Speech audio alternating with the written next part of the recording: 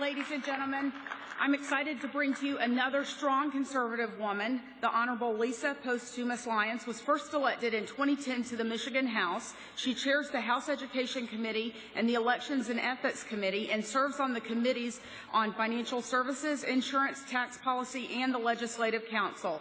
Please welcome to the stage the Honorable Lisa Posthumus Lyons.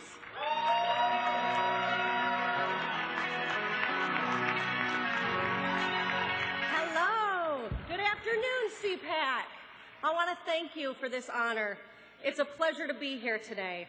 And after years of economic decline, I'm proud to say the great state of Michigan is the comeback state.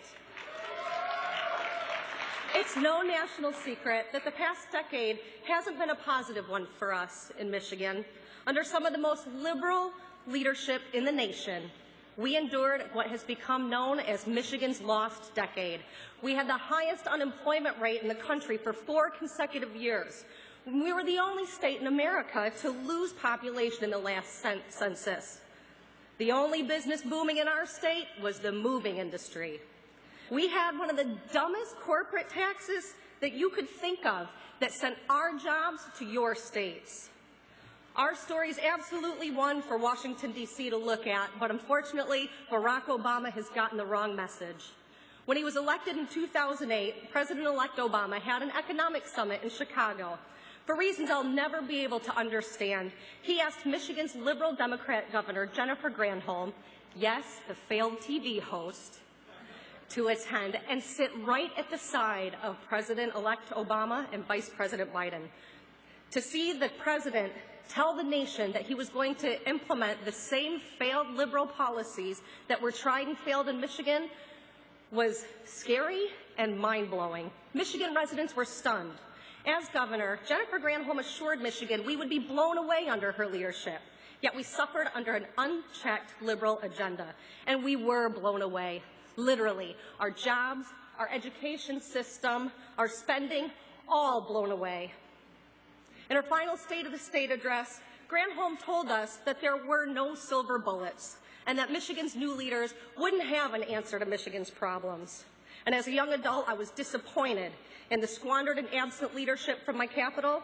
And as a mother, I feared for the future of our state, that my kids would not be able to, nor would want to stay in Michigan. And it was time to take Michigan back. We needed leaders who would fight for hardworking taxpayers, who would demand efficient, effective, and accountable government, and who would settle for nothing less than real results. Fortunately, our nightmare ended in 2010 when we elected conservatives to lead and change course, and I was honored to join Republican Governor Rick Snyder as part of that sweeping change. And boy, did we get to work. In just 2 short years, using common sense and conservative principles, we took a $2 billion deficit and turned it into a $500 million surplus. We structurally balanced our budget using no gimmicks, no fixes, no funny money, and no Band-Aids. We were the only state in America to pay down billions of dollars in long-term debt, and we eliminated our job-killing Michigan business tax, replacing it with a simple, fair, and efficient corporate income tax, while we rolled back the income tax rate for hardworking Michigan families. As chair of the House Education Committee, we're hard at work reforming our education system by giving parents and students more opportunities and challenging the status quo. And most recently, Michigan became the 24th right-to-work state in the country. If we can do it in Michigan, the birthplace of the Union, we can do it anywhere. Let me tell you what we're doing is working. Personal income is rising. Unemployment has declined. We have the 6th highest economic growth rate in the country, and we're the 3rd best in high-tech job growth.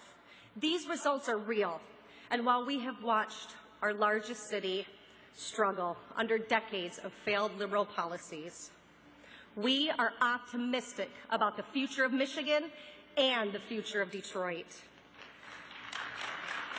Conservatism and common sense were the silver bullets Jennifer Granholm just couldn't get. President Ronald Reagan told us to paint with bold colors, not pale pastels. Conservatives in Michigan heeded this call, and let me tell you, Michigan's hardworking taxpayers and job providers are taking note. Yes, Washington, D.C. can literally take a lesson from Michigan. And it gives me great joy to see all the time-tested conservatives in this room today. But it makes my heart leap when I look out there and see all of our young people here. I say to you, thank you, thank you. Thank you for believing in America, and thank you for fighting for freedom. The baton has been passed. This is our generation's time to lead, because this is our America, and her future belongs to our children. God bless you, and God bless our troops, and God bless America. Thank you so much.